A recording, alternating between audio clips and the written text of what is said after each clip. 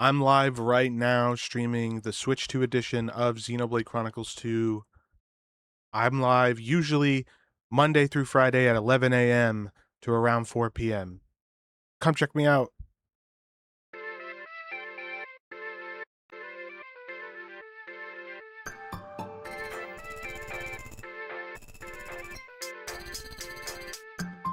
It's no secret that I love Xenoblade. Ask anyone that knows me, my friends, my family, they all know. I have such a profound love, not only for this game, but for everyone that worked on it.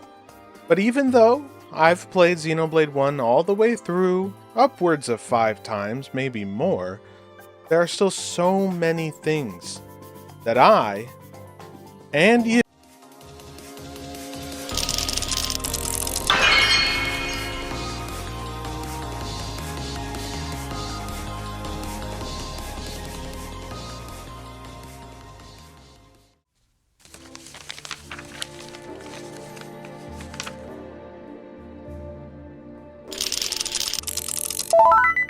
there we go. Wait, hold on.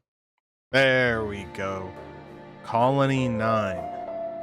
Colony 9 is easily one of the greatest JRPG towns that you start off in almost any game. And the great part about Colony 9 is that there are so many little details that really make the entire town feel lived in for generations. You have stalls, you have weapon vendors, you have homes that feel like a generation of families truly lived there. Now, that blurred image when we first got to Colony 9 is very important. In fact, it's the whole reason I am making this video to begin with, but we will only be talking about that at the end. But no more stalling. Let's get into the little things that I noticed when walking around Colony 9. The first place I want to stop by is the weapon vendor, right at the start of Colony 9. If you take an extra close look, you'll actually see weapons that nobody uses, you don't use, and some pieces of armor that you'll just never see, along with a lot of various knickknacks and jars, presumably filled with, I don't know, healing things maybe? I'm not sure. But that's not the only little knickknacks we'll see in Colony 9. If we head over to Dunban's house, his house is filled to the brim with these little items that your mind just initially will look over and be like, okay, yeah, they exist, but if you really take a minute to look at them closely, they've put a lot of detail here that they didn't really need to. You have spices, you have herbs, you have pots and pans so that they can cook meals, and it's a lot of attention to detail that most people wouldn't really notice, and I find it really awesome that they've put this detail in the game. If you come over here nearby the door, you can see more shelving with some pictures and other jars and spices, bag of wheat. You may have noticed in that previous clip the strange carrots with faces on them. Those carrots are most likely meaty carrots. Now, the interesting thing is, you can find them in Colony 6. They're not an item that you can find in Colony 9. The interesting thing is, they are not native to Colony 6, they are native to Sword Valley. So what I think happens is Colony 6 residents would go to Sword Valley, pick the meaty carrots, then trade them with other colonies like Colony 9, and that's how we see them in Colony 9, which I think is just a really awesome detail that I never noticed when I've played the game. Now, for a place a little farther out in Colony 9 is the Ether Cylinder facility. Now, you have to come here in a story quest to get an Ether Cylinder for Colony 9, and there is a group of missing Ether Cylinders. Now, I did the due diligence of counting how many Ether Cylinders were missing and how many Ether Cylinders were there in total. So, in total, there are 2,124 Ether Cylinders in the Ether Cylinder facility, and 89 are missing or have been used for Colony 9, leaving a total of 2,039 ether cylinders for Colony 9 to use. Considering Colony 9 has been around for who knows how long, clearly ether cylinders last a long time for whatever the citizens of Colony 9 end up using them for.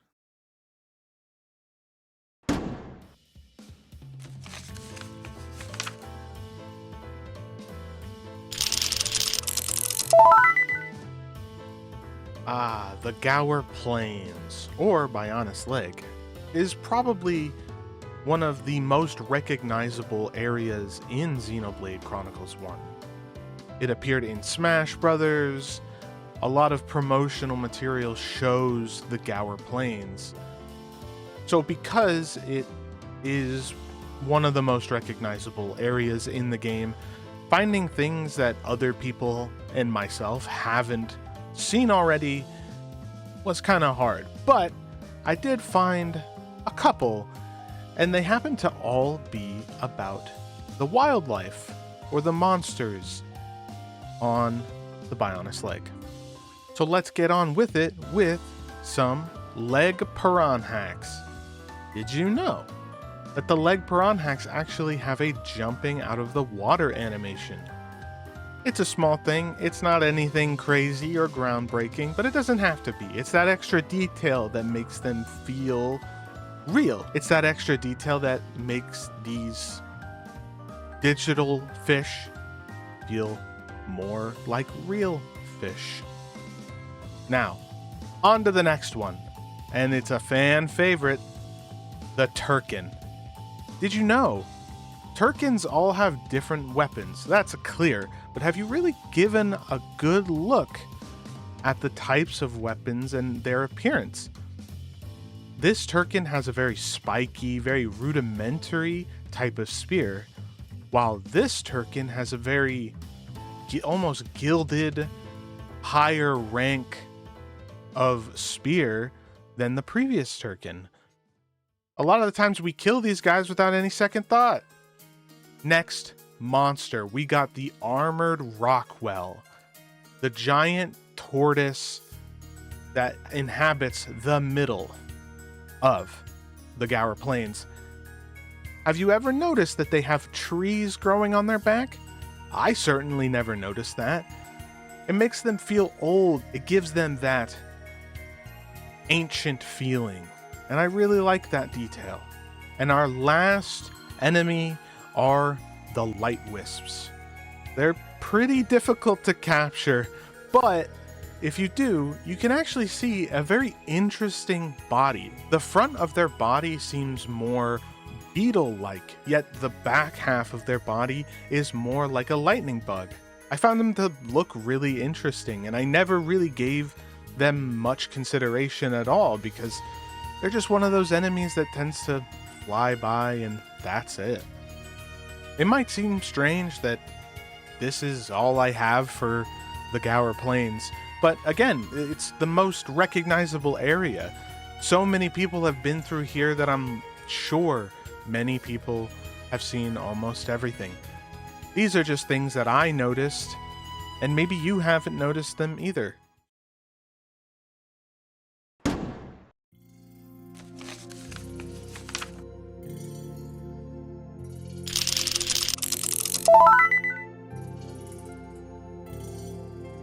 I lump Colony 6 and Ether Mines together as one area, even though they are separated by loading screens. So that's why the discoveries that I have found will encompass both of these areas.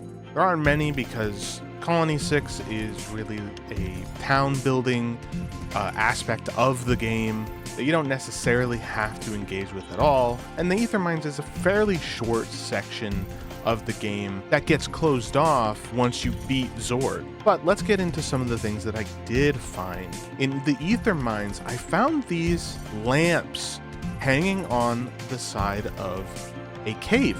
I initially thought that they were maybe air detectors, being able to tell you what the air quality is like or if there is any air at all. But I actually think they are lights. I think they are lights because you can see them hanging from the top, and if you actually follow the lines from the top of the cave, you can see that it connects to what is seemingly an electrical box, which is a really cool detail that I never noticed. Also, you can tell that inside is just a 2D asset that rotates with your view to make them look more 3D than they actually are. Now, up to the surface of Colony 6. This is Colony 6 built out all the way.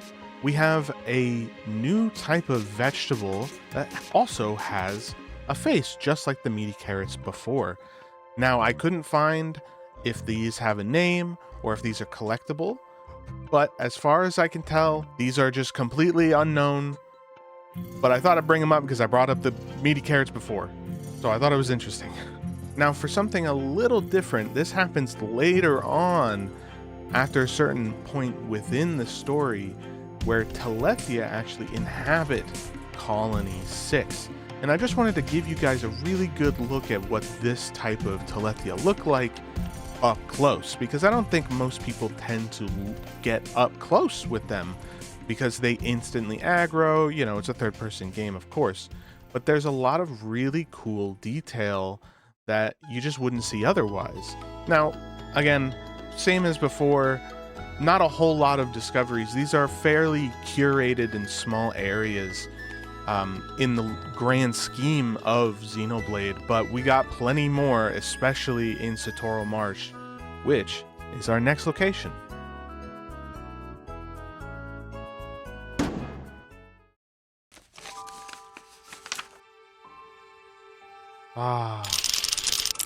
Satorl Marsh. Hold on, turn the lights off. Turn the lights off. There we go.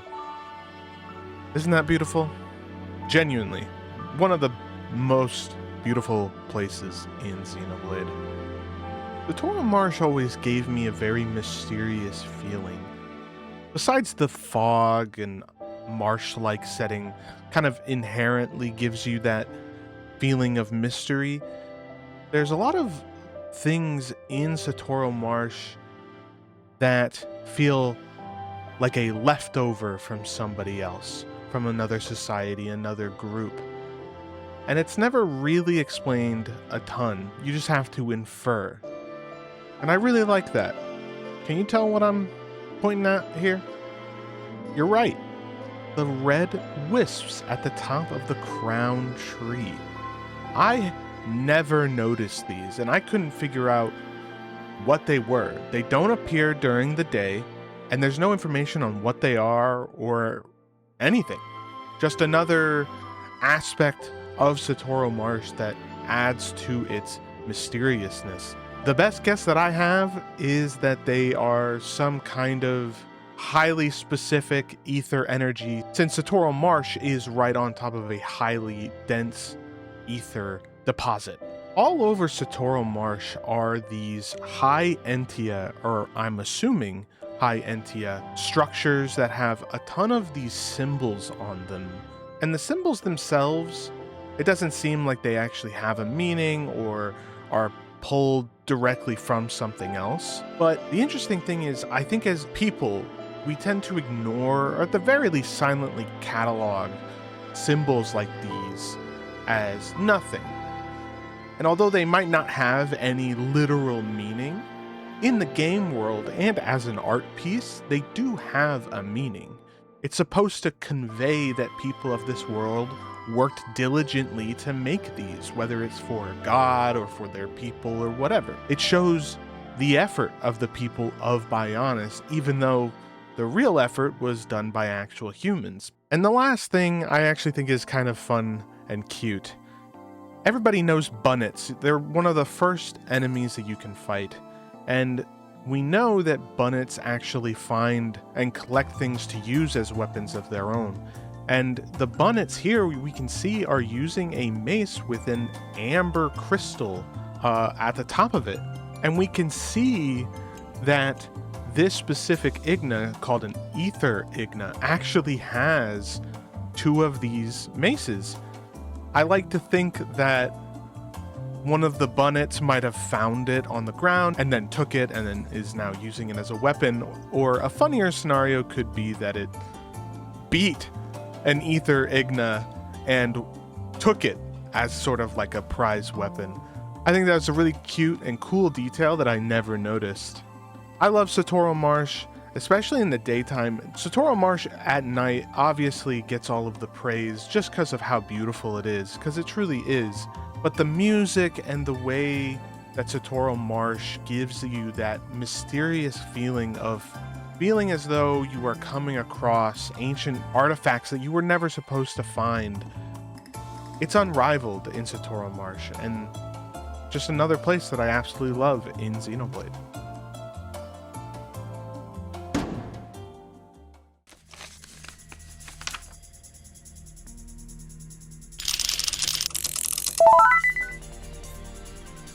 I'll be honest, I'm running out of ways to introduce these areas.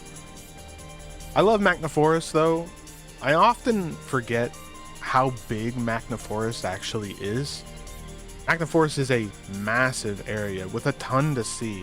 This time we're going to be focusing on mainly all monsters. I found some really cool discoveries, really cool things that I never noticed, and hopefully they're new to you too. So let's begin. First we got the quad wings, the owl-like monsters that you'll see in Satorl Marsh and Makna Forest. Did you know they have 4 eyes? I don't know if this is a texturing issue, if this is intentional or what, but they have 2 pupils on each eye. A really interesting, really cool thing that I never noticed, which I guess makes sense considering they are called quad wings, so it kind of makes sense. The next creature is the Apis, specifically the Clanus and the Hasal Apis. Now, Apis is actually the Latin word for bee. The Clanus and the Hasal are actually 2 different types of Apis. There are 7 different types of Apis, and various Apises carry minerals or ores. The interesting thing is bees often will carry materials back to their nest for feeding. So what's most likely happening here is that these Apis carry these ether-rich ores back to a nest and feed off their ether. It's really cool. It's something that I never noticed or would have even taken a look at if it wasn't for this video. Now the final thing for the Hodes, you can actually see that they do a little dance. They do a little jiggy, which I think is cute, and they all have like different weapons, and that's cool. But the most interesting part about the Hodes actually is going to come when we go to Eryth Sea, and I'll explain why when we get there. I feel like I keep saying that we didn't find a lot. I found these discoveries to be pretty interesting, but considering how big Makna Forest is, they're not a lot, but I think that's okay. But we have some interesting stuff coming in the next areas.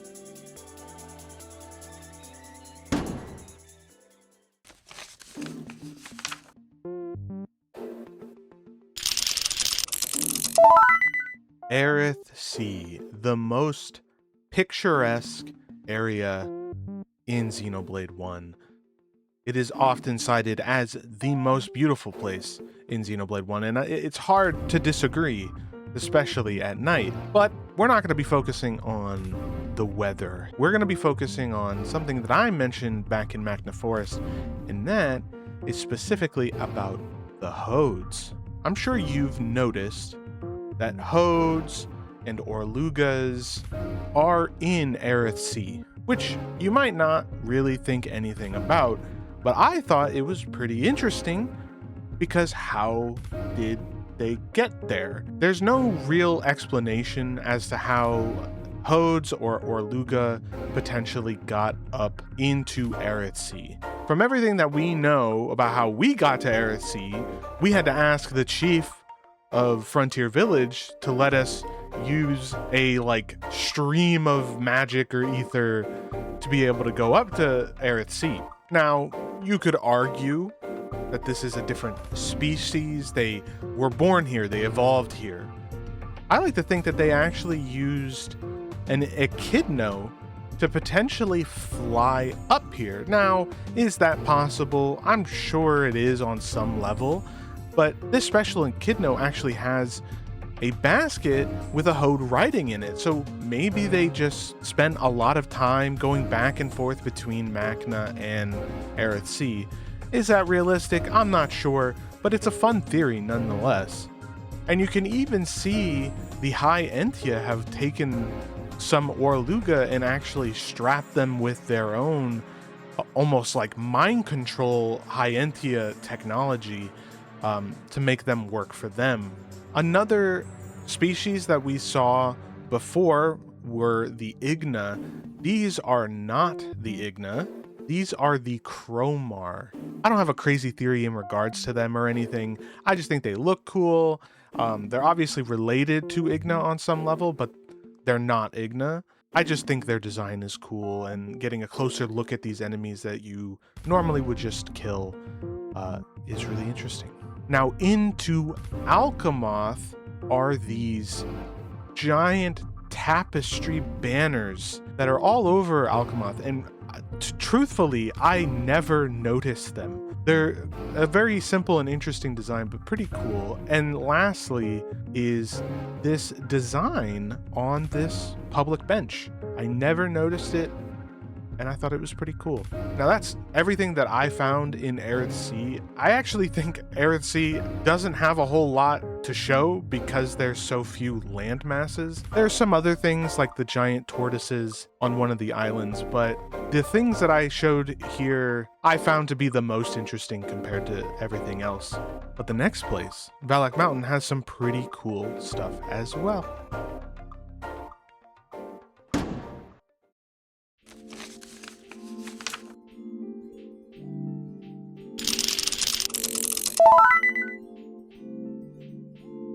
It seems like every new section I want to just call this place one of the most beautiful places in Xenoblade. How did they do it? I don't understand, but Valak Mountain is very beautiful, and it also has some, not a lot, of cool things that I discovered. So let's get into it. The first thing is at the Makna's Wound is this structure, very large structure, presumably caused by when the Makna sword hit the arm of the Bionis. There's something very interesting though. In Sword Valley, there is a monument. This is a landmark called Radio Tower, and they look exactly the same, albeit this one is slightly different in that it's smaller. But I wonder, maybe it was sending some sort of biological radio signal back to Makna's, since they do look so similar. It's just a guess. I am probably wrong, but still interesting to think about. The next thing I want to show is about these guys, the Hista Ares. Pretty unpresuming, goat-like monster wildlife that you would see in a snowy region. But at night, their antlers glow. There's an ethereal glowing from their antlers, which I thought is really cool, and I never noticed that. And the final thing are of the Slobos. These are seemingly a variant of an Orluga. They have a lot more fur because of the weather, and they have these giant crystals on their back, seemingly the same type of crystals that are all over Valak Mountain, because at night they also glow with the same kind of glow that the other crystals do. This one was probably the shortest one. There wasn't a whole lot that I could find personally. If you found other stuff, that'd be awesome. Leave a comment. But the next area will be the last area before we go back to the thing that I teased right at the beginning of the video. So, on to Prison Island.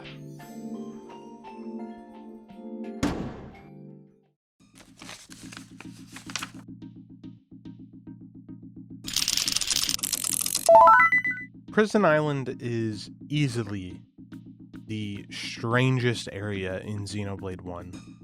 It has the strangest enemies, the strangest vibe. Everything is old, almost from centuries, millennium ago. At least that's the vibe it gives. I love the aesthetic of Prison Island because it is so different from the rest of the game. And I found a lot of really cool and interesting stuff that I never paid attention to at all. So let's get started. The first stuff I want to mention, in the upper rafters of Prison Island, where the chests are these unique weapon holders, and each one has unique weapons in them. We have spears here, we have swords, we have axes and more swords, we have giant maces and a weird spear mace thing, we have shields, and we also even have great swords. It really gives off the impression that this place was for giants, not for, us homs. Another thing I want to show are these dragon statues. They're right behind a teleporter, so I don't know if many people have really taken a good look at these dragon heads. I just thought that they look cool, and maybe people haven't looked at them well enough. Now on to some monsters. The monsters in Prison Island are unlike anything else in the game. This monster is called a Barg, and it is one of the most unique looking enemies in the entire game. It has all these ripples and these designs, has this ether glowing off. It's almost like these tattoos. And then we have the Agashu, very clearly based off of the Flammy design, but it is unlike anything else in the game. Really, it is such a cool looking monster design. The head being almost just like a skull is so cool. And normal people silverware, fork and a knife. I just thought that was funny.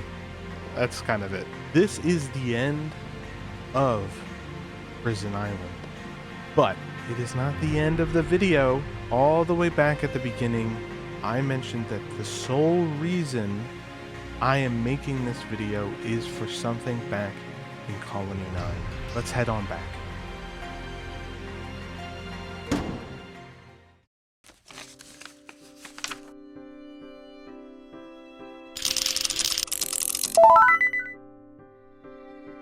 I do truly wonder how many people could guess, even through the blur, of where I was in Colony 9. But yes, the final place is Dunban and Fiora's house. Now, you may notice that the camera isn't actually on their house. It's actually on the pipe leading from a different building to their house. Now, these pipes aren't unique.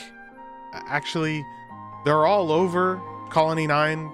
In the residential district, you'll see the pipes are everywhere, connected to who knows what they are. They could be water systems, electric.